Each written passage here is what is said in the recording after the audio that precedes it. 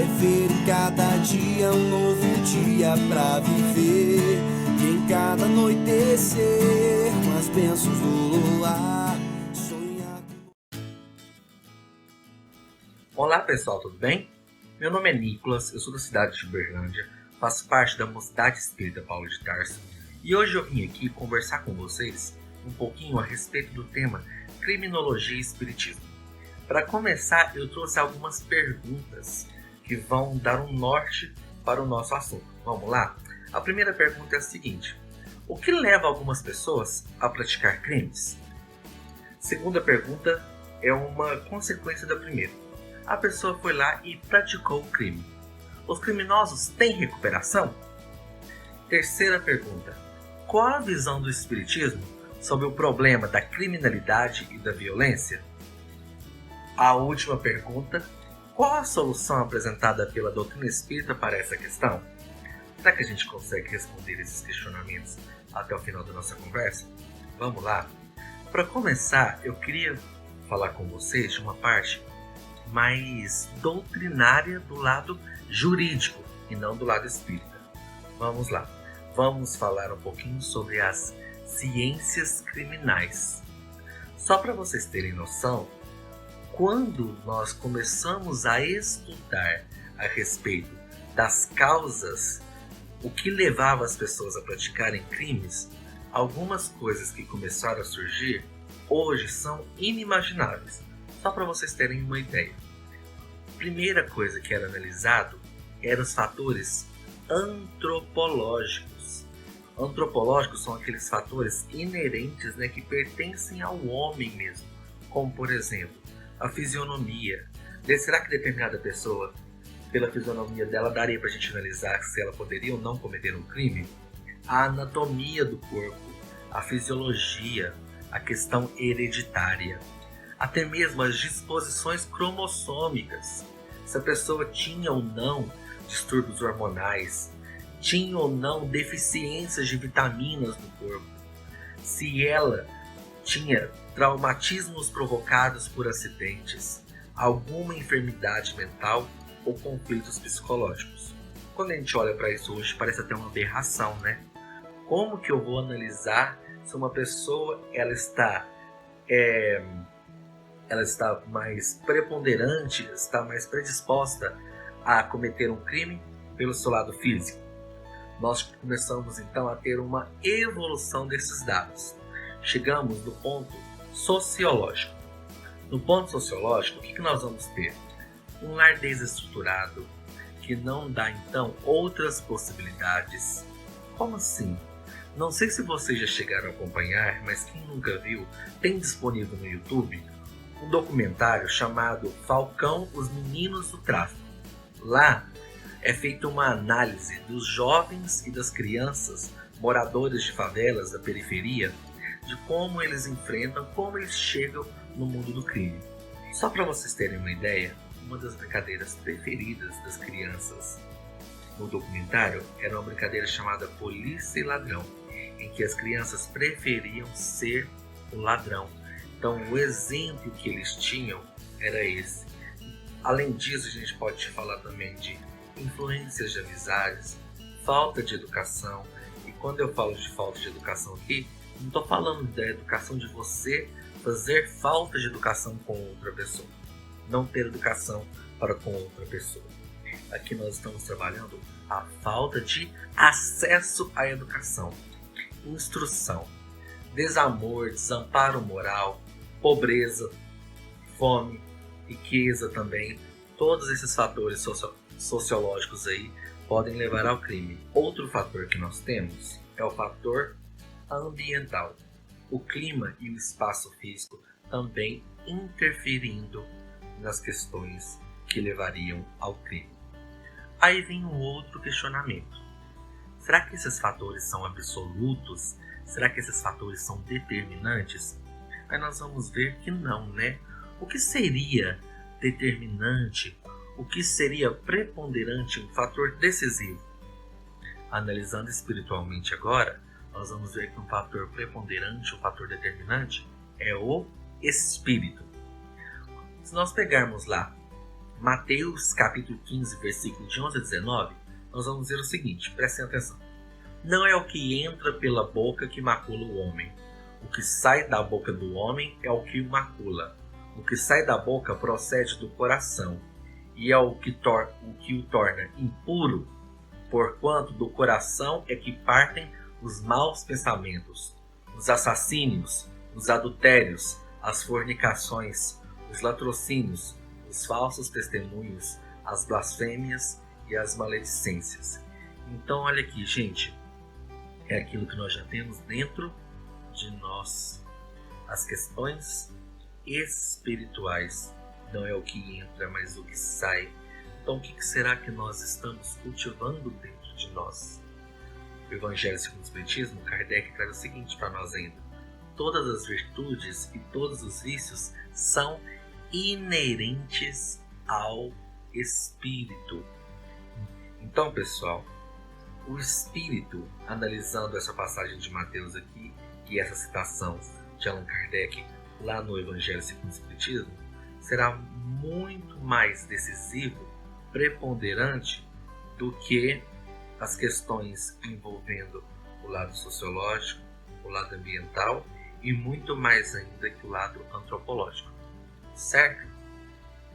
Nós temos que lembrar ainda, quando a gente analisa a nossa questão espiritual, que nós fomos criados por Deus simples e ignorantes. E na atual etapa que nós estamos de evolução, nós somos espíritos imperfeitos. Nós estamos caminhando para chegar à perfeição. Então nós vamos passar ainda por diversas atribulações, que não necessariamente seriam os crimes, mas devido às condições espirituais de determinados espíritos, infelizmente, estão ainda envolvidos com esta questão. E aí, outra coisa que nós temos que trabalhar é o seguinte: a cada um de nós foi dado o livre arbítrio. Aí é aquilo que eu acabei de falar. Lá no Livro dos Espíritos tem esse questionamento. Todos nós, enquanto espíritos, temos que passar pela fileira do mal para chegar ao bem? Eu tenho que praticar um crime, eu tenho que ser mal para depois ser um espírito bom? Os espíritos trazem para nós que pela fileira do mal, não, mas pela ignorância. Todos nós, tendo o nosso livre-arbítrio, nós temos tanto a propensão para o bem quanto para o mal. Se nós vamos seguir um ou outro, é por vontade própria, certo? Outra coisa que vai influenciar muito nessas questões espirituais que a gente já tem é a questão da nossa encarnação. O corpo material, gente, ele é mais pesado, mais grosseiro, a gente sabe, né? E o nosso corpo espiritual, ele é sutil. O mundo carnal que nós estamos aqui, ele é um mundo secundário, ele é uma cópia imperfeita do mundo espiritual. Pessoal, então, a gente pode analisar o seguinte agora. Se a gente já sabe a nossa questão espiritual, já sabe que o mundo carnal, o mundo material, ele traz toda, né, essa questão da imperfeição, é uma cópia imperfeita do mundo espiritual. Quais são as características dos habitantes, em específico do nosso planeta Terra? Sabendo que a Terra é um planeta de provas e expiações. Lá no livro Criminologia Crítica e Crítica do Direito Penal, traz para nós o seguinte: a criminalidade não é um comportamento de uma restrita minoria, como quer uma difundida concepção, mas, ao contrário, o comportamento de largos estratos ou mesmo da maioria dos membros da sociedade.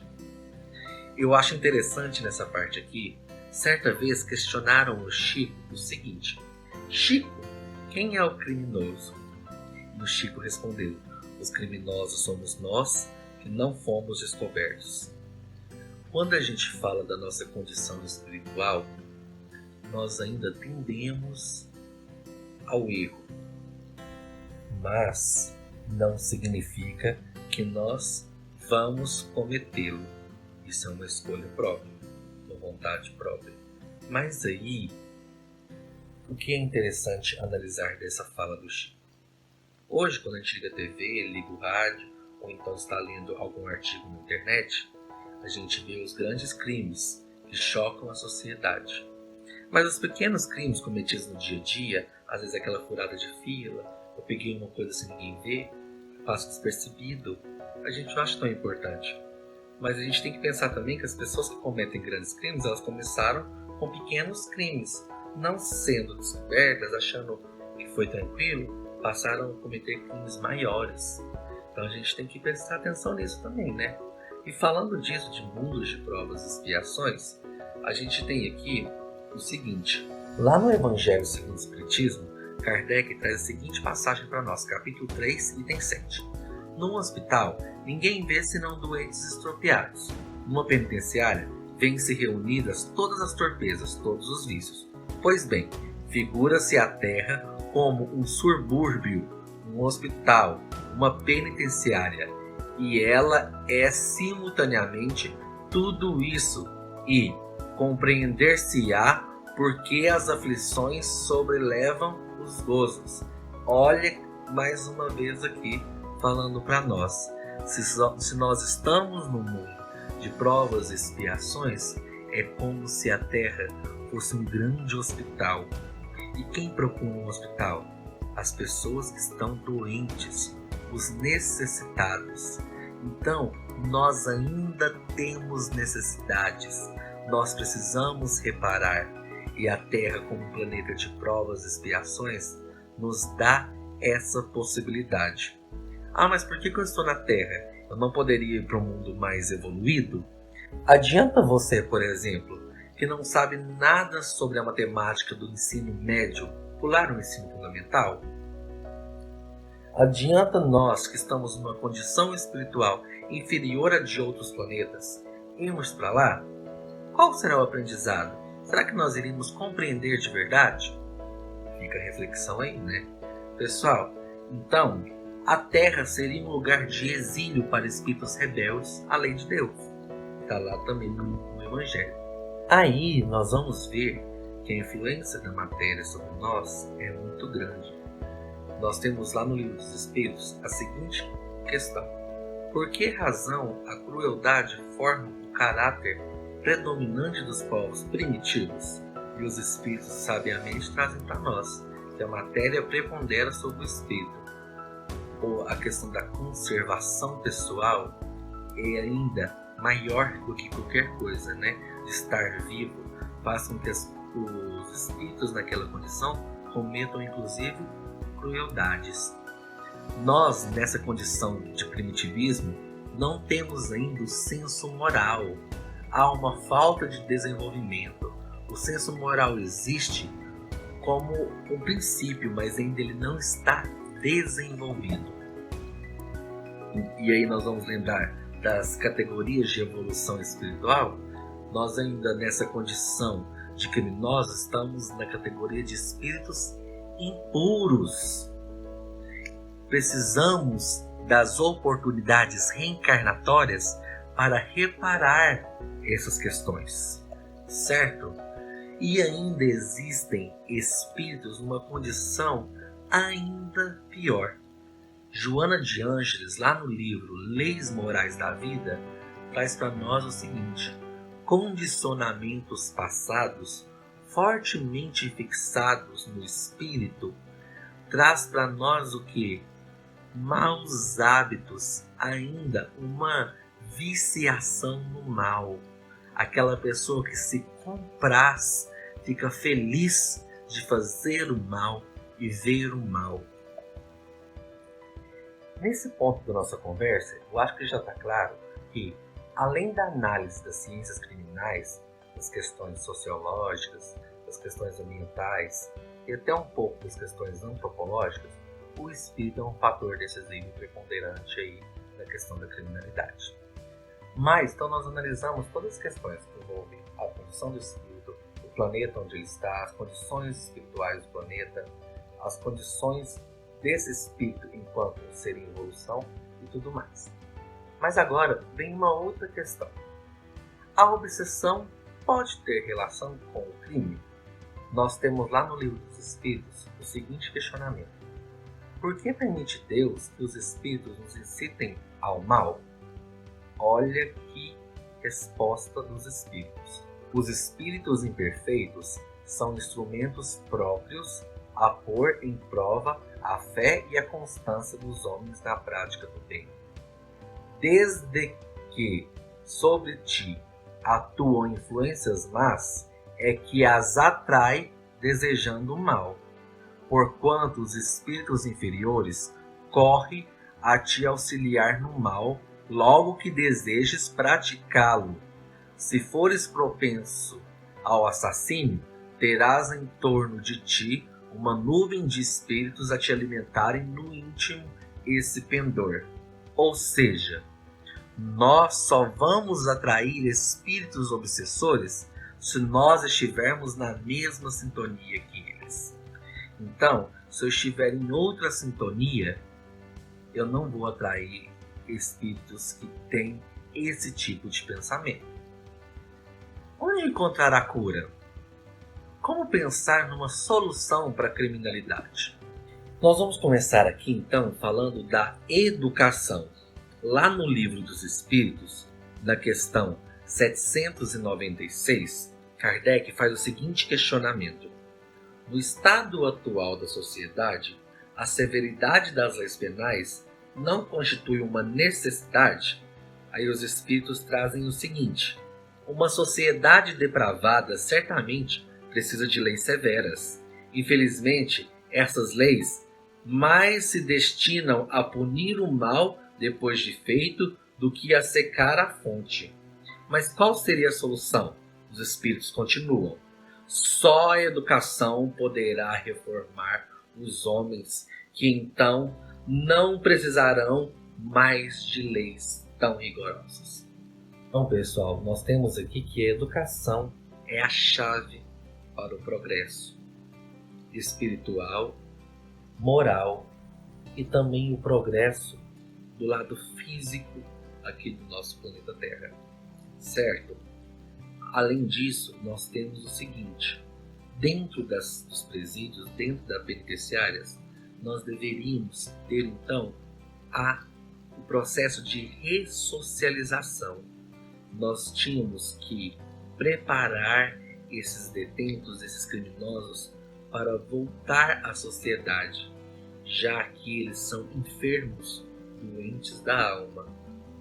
Nós temos que lembrar também de que, é claro que quando a gente vê crimes na TV, a gente fica meio chocado, estarrecidos, com determinados crimes, mas nós temos que lembrar que lá no Evangelho segundo o Espiritismo, nós temos o item da prece pelos criminosos. Podeis orar por ele, assistir-lhe o Espírito durante o tempo que ainda haja de passar na terra. Pode ele ser tocado de arrependimento, se orardes com fé. Lembrarmos que nós também somos espíritos imperfeitos. Nós também tendemos ao erro. Esses espíritos que cometeram crimes, eles cometeram erros maiores, mas nós também podemos errar. Façamos prece por eles, para que eles sejam tocados e que eles possam começar o seu processo de reparação. Para a gente finalizar, eu trouxe uma mensagem aqui de Emmanuel, muito importante para nós, que fala o seguinte: mensagem aos cristãos. Cristãos de todas as interpretações do Evangelho e de todos os quadrantes do mundo, atentos à exemplificação do eterno benfeitor. Apartai o criminoso do crime, como aprendeste a separar o enfermo da enfermidade.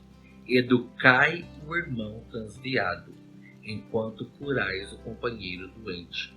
Desenterrai em definitivo a espada, o cutelo, o garrote e a forca, a guilhotina e o fuzil, a cadeira elétrica e as câmaras de gás dos quadros de vossa penologia. E oremos todos juntos, suplicando a Deus nos inspire paciência e misericórdia. uns para com os outros, porque ainda hoje, em todos os nossos julgamentos, será possível ouvir no ádito da consciência o aviso celeste do nosso Divino Mestre, condenado à morte sem culpa. Quem estiver sem pecado, atire a primeira pedra. Então, essa conversa aqui foi só para a gente iniciar o tema, que é muito grande, muito complexo, mas para nós já termos essa noção. Realmente, os criminosos são doentes da alma. Porém, todos nós podemos melhorar. Todos nós tendemos à perfeição. Então, que nós possamos orar por eles, que nós possamos ter compaixão, para que, assim como nós, eles também tenham a oportunidade de evoluir de uma forma mais tranquila, de uma forma que eles possam estar mais ligados à mensagem de Jesus. Um grande abraço para vocês e até mais!